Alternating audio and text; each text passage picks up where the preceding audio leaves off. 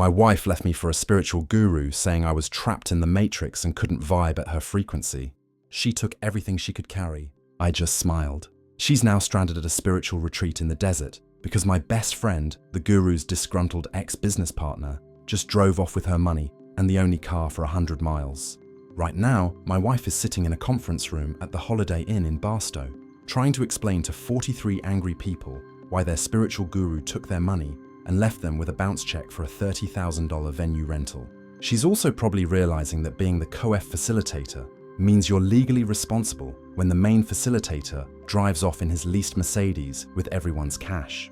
But I'm getting ahead of myself. Let me start from the beginning because this whole situation is absolutely insane. And I need to tell someone who will appreciate the cosmic justice of it all. I'm Jake, 38, and I work in IT for a medium-sized company. Nothing fancy, but it pays well, and I've been there long enough to have decent benefits. My wife Linda was 35, worked as a yoga instructor at a chain gym. We'd been married 8 years, together for 10. Life was pretty normal until about 2 years ago. It started with YouTube videos. Linda discovered this whole corner of the internet dedicated to wellness and consciousness expansion. First, it was just morning meditation videos and green smoothie recipes. I didn't care. If watching some woman in Bali talk about chakras while making spinach juice made her happy, great. Then she found Anthony. Anthony ran a channel called Ascending Beyond the Matrix, where he'd post these 3-hour videos sitting cross-legged in what looked like a rented studio with fake plants. He wore all white, had this perfectly groomed beard, and talked in this slow, measured way about frequencies and dimensions, and how we were all trapped by density thinking. I watched one video with her because she insisted 3 hours of this guy explaining how the government uses fluoride to calcify your pineal gland and how eating meat lowers your vibration to slave frequency. He had this whole cosmology worked out where there were 12 dimensions and most people were stuck in the third because they watched TV and paid taxes. This is complete nonsense. I told Linda when it finally ended. That's exactly what someone in the third dimension would say. She replied, completely serious. Linda, he just spent 20 minutes explaining how aliens built the pyramids to charge crystals. You weren't really listening. He said they were interdimensional beings, not aliens. That should have been my sign to run. But after 8 years of marriage, you don't bolt at the first sign of weirdness. Everyone's entitled to an odd hobby. My buddy collects vintage lunchboxes. Linda's thing was just different, but it escalated. She started watching Anoni's videos every day. Does that then she found out he had premium content for $199 a month? I said, absolutely not. That's a car payment. So she paid for it from her own account. We'd always kept separate fun money accounts along with our joint account for bills. So, technically, it was her money to waste. The premium content was worse. Now Anthony was teaching about light codes and DNA activation, and how his true followers could learn to photosynthesize like plants if they reached the right frequency. Linda tried it for a week, claiming she didn't need food anymore. I caught her at 2 a.m., standing in front of the open fridge eating leftover pizza with her hands. I thought you were photosynthesizing, I said. I'm just grounding myself with earth-based nutrition, she replied. Mouthful of pizza. Then came the workshops. $50 for a 2-hour online session where Anthony would guide people through quantum breathing or Maraba activation or some other made-up nonsense. Linda attended religiously. Our credit card statements started showing these recurring charges. $50 here, $75 there, $30 for a PDF about sacred geometry meal planning. I tried talking to her about it. Linda, this guy is clearly running a scam. Look at his website. He's selling blessed water for $40 a bottle. It's not blessed. It's structurally aligned through sound frequencies. There's science behind it. What science? Show me one peer-reviewed study. She pulled up some blog posts from a website called quantumtruthrevealed.net that looked like it was designed in 1997. The study was just testimonials from people who bought the water. 6 months into her Anthony obsession, she announced she wanted to attend his weekend retreat in Sedona. Consciousness activation intensive. 3 days for $2,000. Absolutely not. I said that's insane money for a weekend. I have my grandmother's inheritance, she said. This was news to me. Apparently she'd been sitting on about $15,000 from when her grandmother passed 2 years ago. It's my money, and this is what grandma would have wanted. Your grandmother was a Presbyterian who thought yoga was satanic. She definitely wouldn't want this. But Linda went anyway. Came back with crystal jewelry, a new vocabulary full of cosmic terminology, and stories about how Anthony had activated her light body and shown her past life memories. Apparently she was an Atlantean priestess. Of course she was. The relationship deteriorated fast after that. Every conversation became about frequencies and dimensions. She'd insist on playing Anoni's videos during dinner. She bought crystals that cost more than our monthly grocery bill and placed them around the house to raise the vibration. She tried to throw away our microwave because Anthony said it corrupted food's natural frequency. I drew the line when she wanted to cancel our health insurance. We don't need it, she said. Anthony taught us how to heal with intention. Disease is just blocked energy. Linda, that's not how cancer works. That's such a third-dimensional mindset. 8 months ago, she announced she was attending Anani's master facilitator training, a full week in the desert for $5,000. She'd learned to run her own workshops and spread his teachings. It was limited to his most devoted students. You can't be serious, I said. I've never been more serious about anything. This is my calling. Your calling is to give some con artist $5,000 to sit in the desert. You'll never understand because you're spiritually closed off. Anthony says people like you are energy vampires. That stung. 8 years of marriage and I'm an energy vampire because I don't believe in interdimensional aliens and crystal healing. She went to the training. When she came back, she was different, distant, like she was looking through me instead of at me.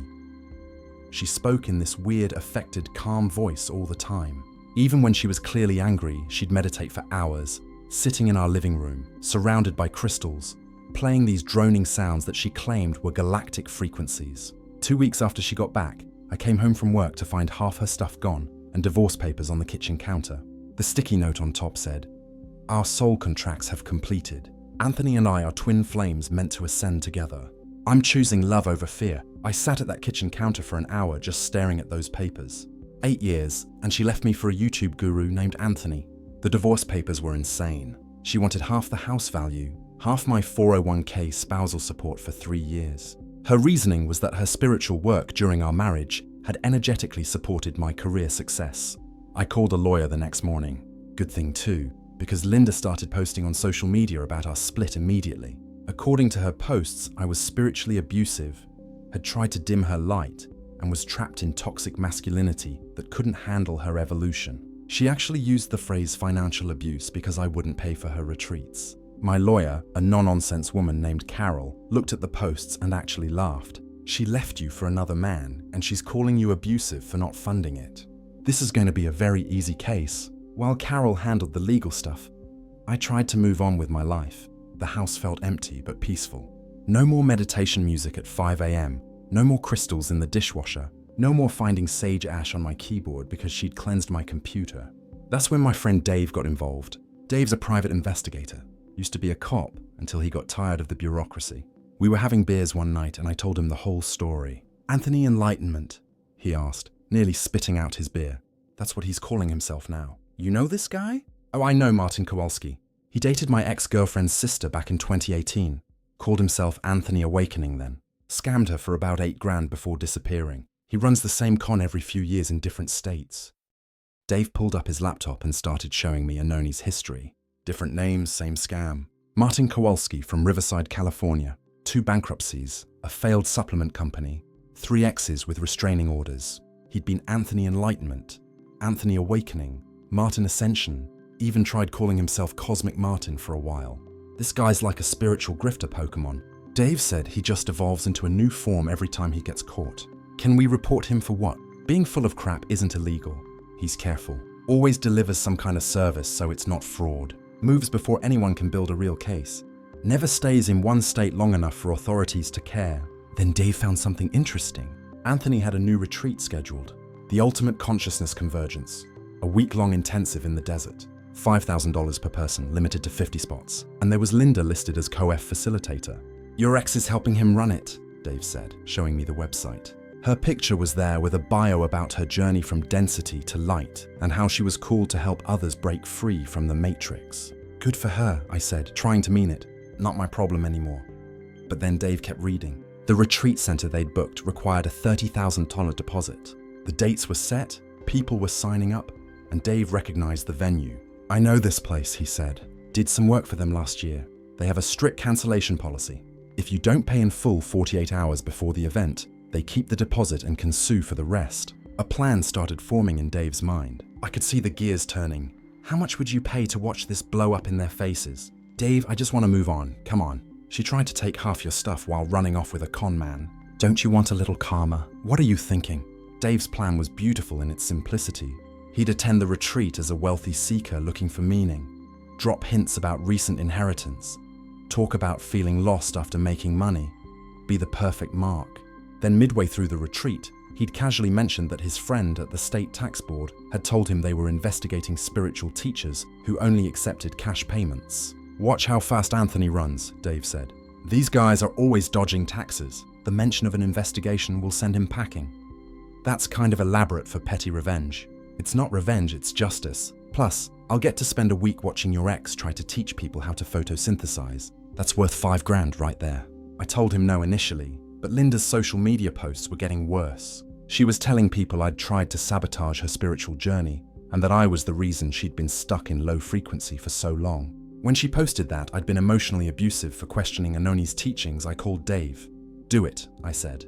Dave signed up for the retreat under a fake name. David Goldwater, tech entrepreneur seeking meaning after selling his company. He created a whole backstory, even set up social media profiles. The man was thorough. The retreat started on a Monday. Dave drove out to the venue, a ranch about 2 hours from the city that advertised itself as a transformational space, but looked like an old dude ranch with some Buddhist statues scattered around. He sent me updates when he could sneak away. Day 1 just arrived. Anthony greeting everyone in full guru costume, white linen, everything. Prayer beads, the works. "Your ex is here playing." Assistant guru already collecting phones because digital frequencies interfere with consciousness expansion. I hit a backup. 43 people here besides staff. That's $215,000 in revenue for a week. Anthony driving a new Mercedes G-Wagon, very spiritual. Later evening session was Anthony explaining how money is just energy and we need to release attachment to it. Then immediately asked if anyone wanted to upgrade to VIP status for an extra $2,000. 6 people did. Your ex handled the credit card machine. Day 2, morning yoga led by Linda. She kept talking about sacred geometry, but clearly just memorized the words. One woman asked what made the geometry sacred, and Linda said the angles. Anthony jumped in to save her. Breakfast was quinoa and something they're calling activated almonds. Pretty sure they're just regular almonds. Dropping hints about my wealth. Anthony, very interested. Afternoon. Anthony did a 2-hour lecture on how the pyramids were built by Atlantenses to store consciousness. Used a lot of quantum physics terms incorrectly. PhD in the group keeps correcting him. PhD has been moved to the back row. Linda teaching workshop on crystal healing. Literally just telling people to hold rocks and think positive thoughts. Someone asked about their healing properties. She said they vibrate at the frequency of wellness. Going to be a long week. Day 3, major development. Casually mentioned my friend at the tax board during lunch conversation about charitable giving. Said he'd mentioned they were cracking down on cash-only spiritual businesses. Anthony went pale under his spray tan. Left lunch early. Linda trying to figure out why he's upset. Evening. Anthony announced he has to leave tomorrow for emergency spiritual business in Sedona. Says Linda will continue leading the retreat with his remote guidance. Linda looks thrilled, talking about divine timing and how the universe is testing everyone. Several people asking about partial refunds. Anthony saying, "Refunds lower your vibration." Day 4. Anthony left at dawn in the G-Wagon, took the cash box with him. Linda discovered this around 8 a.m. when someone wanted to upgrade to VIP. Now, she's trying to explain that physical money doesn't matter, while also asking people to Venmo her personally. Crowd getting restless. PhD guy pointing out logical inconsistencies in everything. Linda close to tears but maintaining her high-frequency voice. Noon. Venue manager just showed up. Anoni's check for the balance bounced.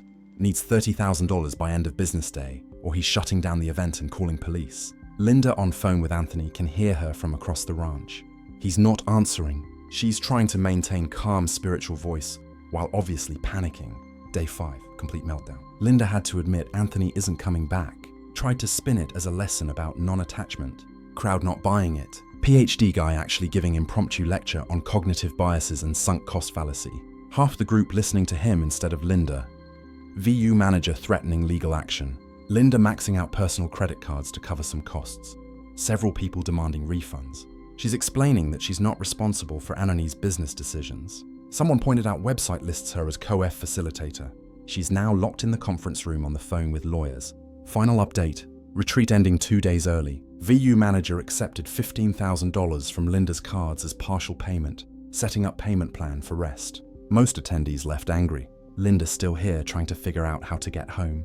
Her car was apparently Anani's and he took it, offered her a ride. She said she'd rather hitchhike than accept help from someone with dense energy. Left her with the venue manager. He seems nice. So, that's how Linda went from ascending beyond the matrix to maxing out credit cards at a holiday. In conference room, trying to explain to 43 angry people why their spiritual teacher disappeared with their money. She made it back to town, eventually started blowing up my phone about how I'd sabotaged her divine mission and sent negative energy to destroy her work. When I pointed out I hadn't done anything except refuse to fund her guru worship, she accused me of spiritual warfare. The legal aftermath was interesting. Several attendees filed complaints with the Better Business Bureau and the State Attorney General. Linda, as the listed co-facilitator who'd handled financial transactions, was named in several civil suits. She tried to get me to help with her legal bills. You have $15,000 in grandmother inheritance. I reminded her I invested that in Anoni's Costa Rica retreat center. There is no retreat center, is there? Not yet. He's still raising funds. She actually still believed in him, even after he'd abandoned her with a $30,000 bill and a room full of angry people. My lawyer, Carol, was having a field day with the divorce proceedings. Linda's social media posts calling me abusive were undermined by her publicly thanking Anthony for saving her from a toxic marriage. Her request for spousal support was denied when Carol showed she'd spent $50,000 on retreats and workshops in 2 years while claiming financial hardship.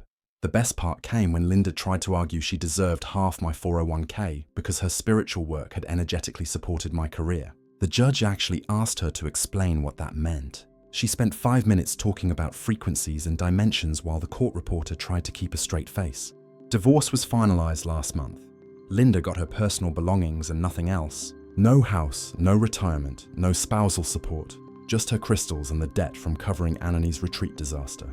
She moved in with her sister who charges her actual rent and doesn't buy into the spiritual stuff. Last I heard, she was working at a vitamin shop and still posting about her journey to higher consciousness on Instagram. She's down to about 200 followers from the 5,000 she had when she was with Anthony. Anthony, meanwhile, has resurfaced in Arizona as Phoenix Illumination. Same scam, new name, fresh batch of seekers. Dave keeps tabs on him, says it's like watching a slow-motion train wreck on repeat. He'll run the same con until someone finally presses charges that stick. My life. Quiet, peaceful, deeply grounded in the third dimension where bills get paid and checks don't bounce. I'm dating someone new. Met her at a hiking group. She teaches high school biology, believes in actual science, pays for her own meals, and thinks crystals are pretty rocks. Nothing more. The house feels different now. No incense, no meditation music at dawn, no crystals charging in the windowsills. Just normal life with normal problems and normal solutions that don't involve interdimensional beings or vibrating at higher frequencies. Linda sent me a message last week. Said she'd done a lot of reflecting and realized that maybe she'd been too quick to trust the universe. Asked if we could talk about possibly reconciling. Said she'd learned her lesson about false gurus and wanted to try again with someone stable and grounded. I replied, "My frequency is incompatible with yours. Try another dimension." She blocked me after that. Guess my vibration was too low for her elevated consciousness. Dave and I had beers last week. He still laughs about the retreat disaster. You should have seen her face when she realized Anthony took the cash box. Like watching someone realize Santa isn't real, but Santa also stole their rent money. Feel bad for the other people who lost money, I said. I kept a list. Most are pursuing small claims against both of them. That PhD guy is actually writing a paper about it. Financial exploitation in New Age movements, a case study. He interviewed me. You're going to be in an academic paper under a pseudonym. But yeah, David Goldwater, tech entrepreneur turned whistleblower, has a nice ring to it. The universe works in mysterious ways, Linda always said. Turns out she was right. It mysteriously works to separate fools from their money and deliver consequences to those who exploit others' faith. My frequency remains firmly anchored in reality. The boring bill-paying, check-clearing reality where spiritual teachers can't manifest money, but they sure can steal it. Where ascending to higher dimensions looks a lot like falling for obvious scams. Where twin flames can't even maintain a checking account. But what do I know? I'm just an energy vampire living in the matrix, enjoying my low-frequency life with my functioning credit cards and my complete lack of spiritual debt. Namaste, I guess. Update. Just saw Linda started a new Instagram account, Phoenix Rising from Spiritual Trauma. She's offering coaching sessions on recognizing false gurus for $75 an hour. The irony is absolutely killing me. At least she's learning capitalism, even if she failed consciousness expansion. Dave says Anthony is already planning another California retreat under a new name. The cycle continues. Some people never learn. Some people don't want to. Me? I'm going hiking this weekend with my gloriously three-dimensional girlfriend. No crystals required, just good boots and plenty of water. The only elevation we're seeking involves actual altitude. The Matrix never looked so